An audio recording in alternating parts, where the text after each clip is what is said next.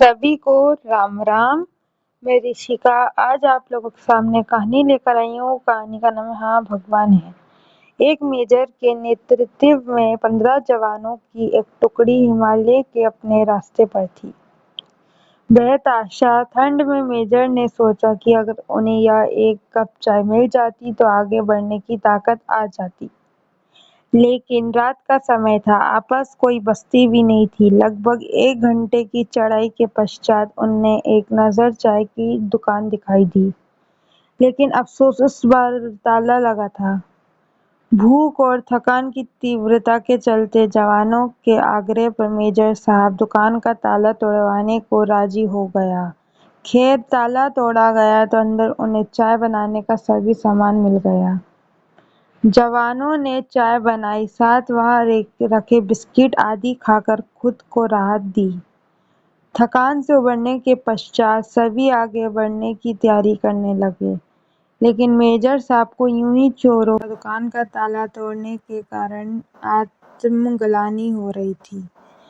उन्होंने अपने पर्स में से 1000 का नोट निकाला और चीनी के डिब्बे के नीचे दबाकर रख दिया तथा दुकान का शटर ठीक से बंद करवाकर आगे बढ़ गए। 3 महीने की समाप्ति पर इस टुकड़ी के सभी 15 जवान सकुशल अपने मेजर के नेतृत्व में उसी रास्ते से वापस आ रहे थे। रास्ते में उसी चाय की दुकान को खुला देखकर वह विश्राम करने के लिए रुक गए। उस दुकान का मालिक एक बूढ़ा चाय वाला था, जो एक साथ इतने ग्राहक देखकर खुश हो गया और उनके लिए चाय बनाने लगा। चाय की चुस्कियों और बिस्किटों के बीच वो बूढ़े चाय वाले से उसके जीवन के अनुभव पूछने लगे। खासतौर पर इतनी भीड़ में दुकान चलाने के बारे में बूढ़ा उन्हें कई कहानियां सुनाता रहा और साथ ही भगवान का शुक्र अदा करता रहा। तभी एक जवान बोला, बाबा, आप भगवान को इतना मानते हो, अगर भगवान सच में होता तो फिर उसने तुम्हें इतने बुरे हाल में क्यों रखा हुआ है? बाबा बोला, नहीं साहब, ऐसा नहीं कहते भगवान के बारे में। भगवान तो है और सच में है, मैंने देखा है। आखिरी वाक्य सुनकर सभी जवान कौतूहल से बूढ़े की ओर देखने लगे। बूढ़ा बोला, साहब, मैं बहुत मुसीबत में था। एक दिन मेरे इकलौते बेटे को आतंकवादियों ने पकड़ लिया। उन्होंने उसे बहुत मारा पीटा, लेकिन उसके पास कोई जानकारी नहीं थी, इसलिए उन्होंने उससे मार पीट कर छोड़ दिया। मैं दुकान बंद करके उसे हॉस्पिटल ले गया। मैं बहुत तंगी में था साहब, और आतंकवादियों के डर से किसी ने उधार भी नहीं दिया। मेरे पास दवाइयों के पैसे भी नहीं थे और मुझे कोई उम्मीद नज़र नहीं आती थी। उस रात साहब मैं बहुत रोया और मैंने भगवान से प्रार्थना की और मदद मांगी, और साहब उस रात स्वयं भगवान मेरी दुकान में आए।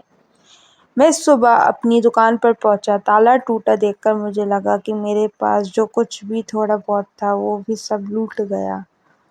मैं दुकान में घुसा तो देखा 1000 रुपये का एक नोट चीनी के डब्बे के नीचे भगवान ने मेरे लिए रखा हुआ है। साहब, उस दिन 1000 के नोट की कीमत मेरे लिए क्या थी शायद मैं बयान ना कर पाऊँ, लेकिन भगवान है साहब, भगवान तो है। बूढ़ा फिर अपने आप में बड़बड़ाया। भगवान के होने का आत्मविश्वास उसकी आंखों से साफ चमक रहा था। यह सुनकर वह सन्नाटा छा गया। 15 जोड़ी आंखें मेजर की तरफ देख रही थी, जिसकी आंख में उन्हें अपने लिए स्पष्ट आदेश था, चुप रहो। मेजर साहब उठे, चाय का बिल अदा किया और बूढ़े चाय वाले को गले लगाते हुए बोले, हाँ बाबा, आप सही कह रहे हैं, भगवान तो है और तुम्हारी चाय भी शानदार थी। और उस दिन उन 15 जोड़ी आंखों ने पहली बार मेजर की आंखों में चमकते पानी के दुर्लभ दृश्य का साक्ष्य किया। और सच्चाई यही है कि भगवान हमें कब किसी का सहायक बनाकर कहीं भेज दे, ये खुद तुम भी नहीं जानते। इसलिए जीवन में प्रयास करना चाहिए कि हम किसी अच्छे कार्य में किसी की मदद कर सके। जय जय श्री राम। जय हिंद। सदैव प्रसन्न रहिए। जो प्राप्त है वही पर्याप्त है। धन्यवाद। जय हो, सदा विजय हो।